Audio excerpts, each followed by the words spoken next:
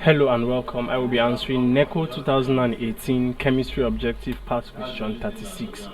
Boiling of liquid is said to occur when A. Its vapor pressure is equal to atmospheric pressure. B. Its vapor pressure is equal to the vapor density. C. Its volume is slightly increased. D. The density of the liquid is greater than 1. E. The molecules start escaping from its surface. Now, boiling of a liquid. Boiling takes place when a liquid is heated to its boiling point. And the boiling point of a liquid is the temperature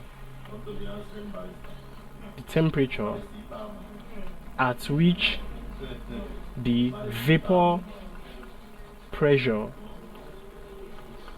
of the liquid is equal to the atmospheric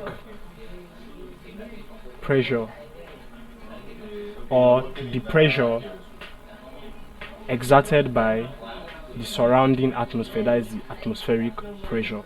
So option A says its vapor pressure is equal to atmospheric pressure, and as we've established here, the boiling of the liquid occurs when the liquid is heated to boiling point. That is the temperature at which, or when, the vapor pressure of that liquid is equal to the atmospheric pressure.